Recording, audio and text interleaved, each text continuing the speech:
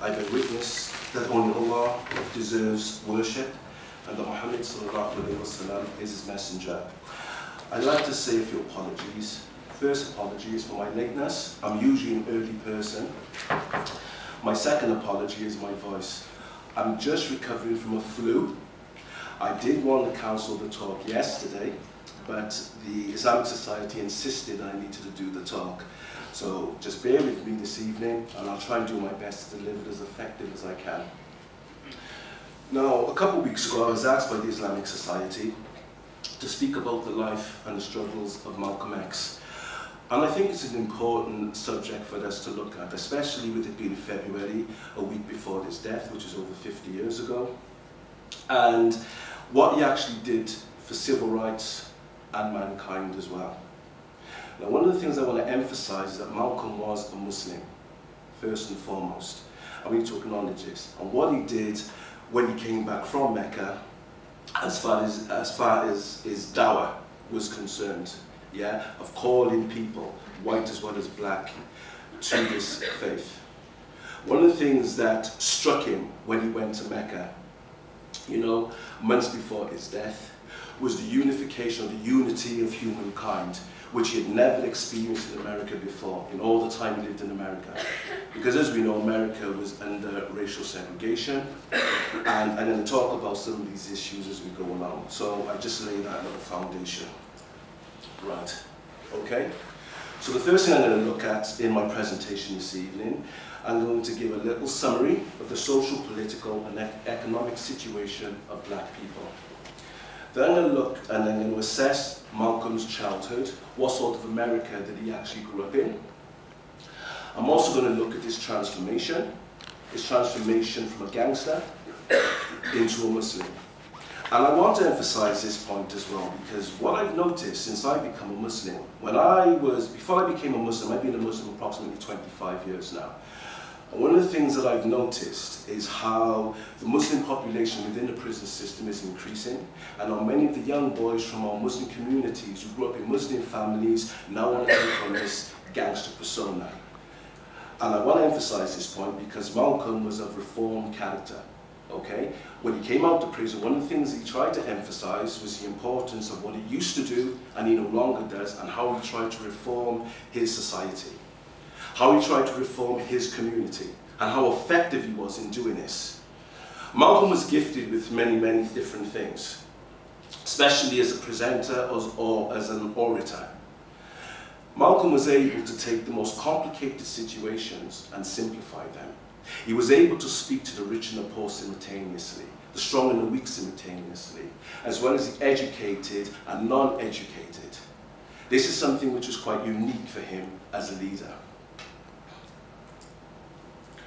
Right, let's have a look at the social, political, and economic situation.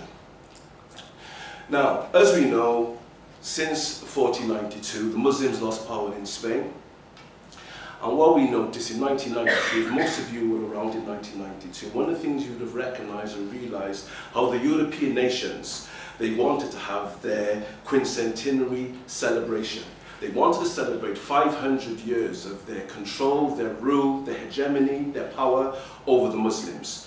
When the Muslims lost power, when Abu-Bakr abdicated from the throne of Spain, which was a Muslim empire for nearly 800 years. It was at this particular time when we hear about the likes of Columbus, where the European nations, at this particular point, the Catholics, decided to take over the world.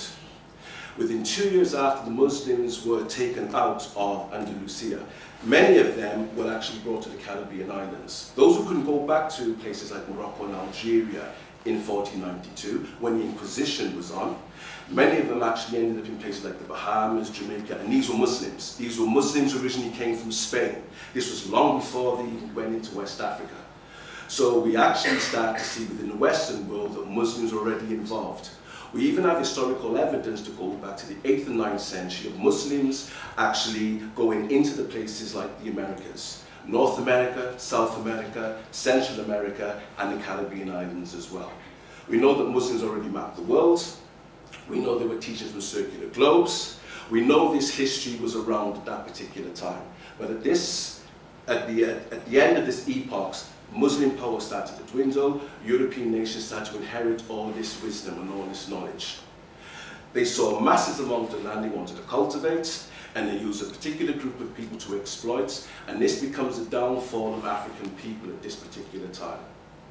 Usually when we look at European history, usually you'll find they will start off their history, they'll usually start off their history round about the Dark Ages, but they'll never mention the Muslim contribution to science and world culture, okay?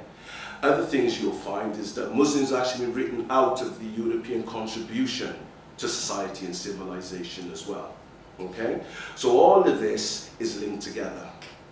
Now, one of the things I want to emphasize here, that when black history is looked upon in three particular perspectives: a catastrophic view, a contributionism view, and this is one of the main views that came in the 1960s. When black study programs started in America in the 1960s, they wanted to make sure that race, as well as class and gender, was things which were going to be discussed within the university campuses. This is one thing they wanted to do. And they wanted to emphasize the fact that African people came from high culture, high civilization.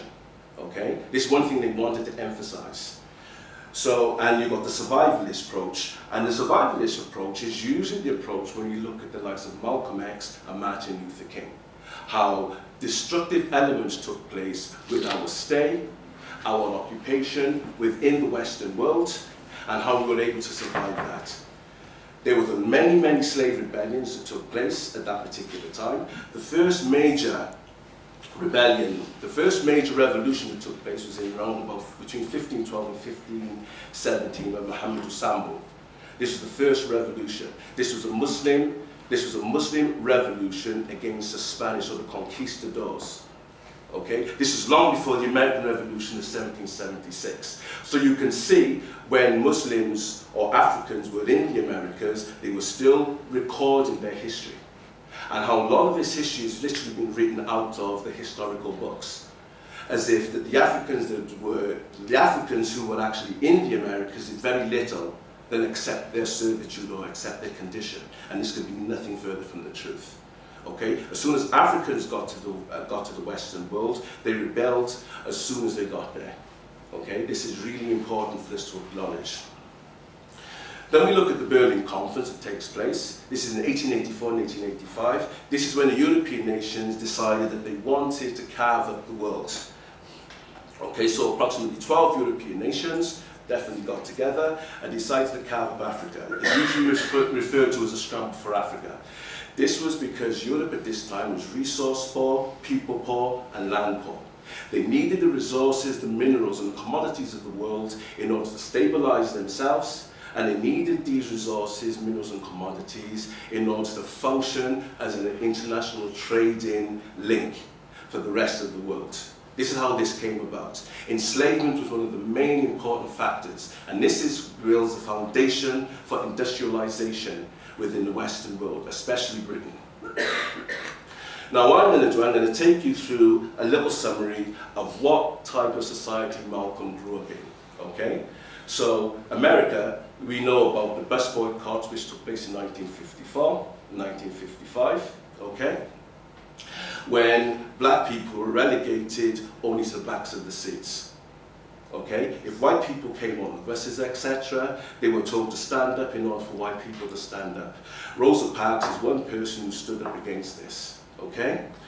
There was a bus boycott which lasted for over a year, and then they had to change their policies in places like Montgomery, Alabama. Okay? So we start to see civil change, social changes taking place within American society.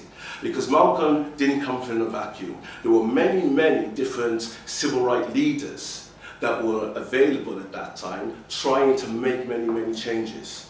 And Muslim organizations were very much part of this experience as well. Where they were saying, just because I'm a Muslim at this particular time, it doesn't mean that I'm exempt from the oppression of European hegemony, okay? And this is something that Malcolm was trying to fixate itself on. Whoa, what happened there? Sorry about this.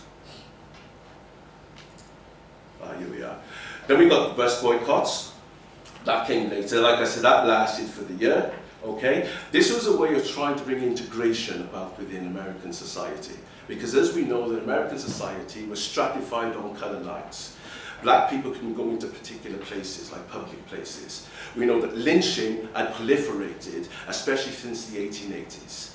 We know in 1865 that the American government had passed the 13th Amendment in order to abolish slavery. But part of that basically said that if any black person in America is held in a union, yeah, it would be associated with the prison system. Okay, so slavery was actually instituted within the prison system. This is how they got around that. So slavery was not necessarily abolished in 1865.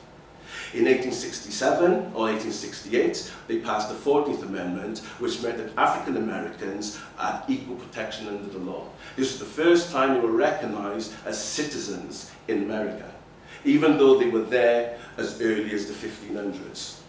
So these are basic facts that we need to acknowledge and understand. How people from this country, from this small island, went, occupied Spanish lands, okay, took it over, united, built the Union, which we now call United States of America, and what type of oppressive elements they were dealing with within that particular continent. Okay, we look at the freedom rights. Now, one of the things I want to emphasize here as well is that you're seeing something which is quite unique in the 20th century.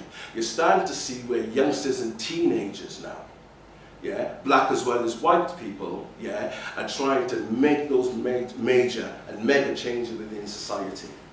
Black people have been oppressed for over 200 to 300 years within the United States of America itself. And every time they wanted integration into the society, it was not accepted by the federal government.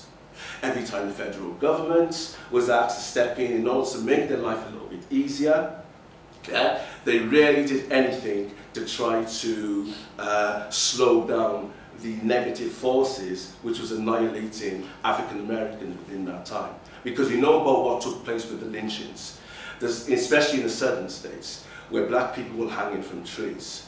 Yeah? We know with the mass amount of incarceration which was taking place. This is the type of America that Malcolm himself was growing up in. And he would be tainted by some of these realities as well.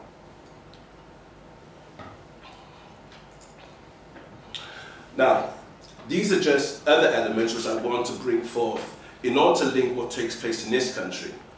Agatha Christie, which we all know.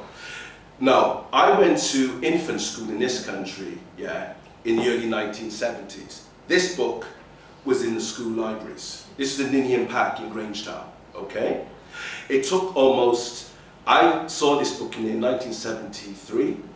I never saw this book leave the school libraries until 1978 and 1979. When young black African Caribbean kids within this country decided, look, that this is inappropriate stuff for children to read, and then these sort of slogans would be used in the playgrounds. This was the type of society we were living in. We were living in still a colonial society at this time. Now, when they talk about racial segregation that was taking place in America, there was also racial segregation here, which a lot of people don't know. We know about the Race Relations Act, which was passed in this country in 1965. The Race Relations Act, which was passed in 1965, was to allow black and brown people that came to this country, yeah, as immigrants, to work in this country, yeah, certain access into certain places. Black and browns could not go to hotels, cafes, restaurants, you know, holiday resorts, seaside resorts, nowhere like that. Black, you know, they couldn't even go to cinemas, dance halls. This was a fact up until 1965. They can come over here to build property, yeah, but they couldn't live in those properties, okay? This is reality. And then we didn't see the Equal Pay Act for blacks and browns until 1975, 1976. Because even when it was passed for women in 1975, it never extended itself to black and brown women until 1976, 1977. So the hypocrisy that took place in America, the same similar hypocrisy was happening here. Because white supremacy, which was established in 1865 after the American Civil War, is an international or global system. And this is something that Malcolm was trying to emphasize. And this was the difference between human rights and civil rights. What Martin Luther King was talking about was civil rights. Malcolm was talking about internationalizing the struggle. Because when Malcolm went traveling, he started to see that the way that Africans were treated in France were no better they were treated in America. The way that Africans were treated in Spain or Portugal was no different how they were treated in Britain. So this is how we tried to internationalize the struggle.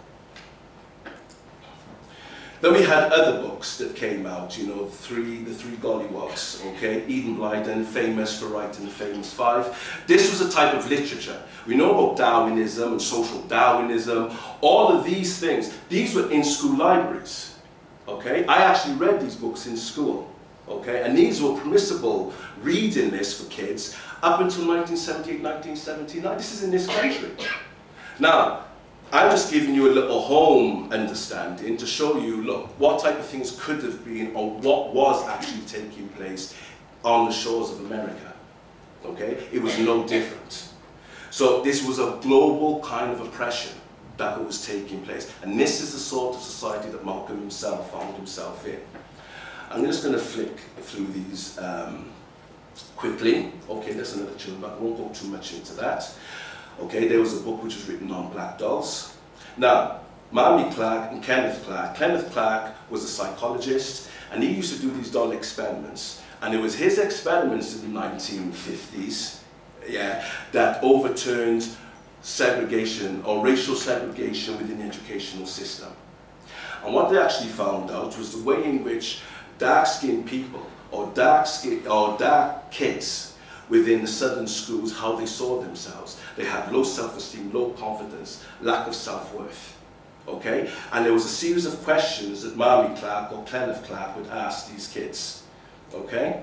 So what they found out in 1945, Clark and Clark, found that black children preferred white dolls and rejected black dolls when asked which were nice, which looked bad, which they would like to play with, and which one had the nice color. This suggested, yeah, that black children had a negative attitude towards themselves and their cultural background. Now, the reason why I emphasize this is because this was one of the main things that Malcolm himself was fighting against, because of the institutionalized racism which was within the curriculum.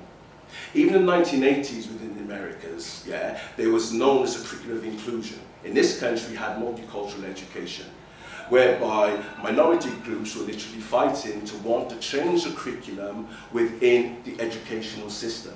So whenever children went to those schools, they would feel that they were being represented positively within the curriculum.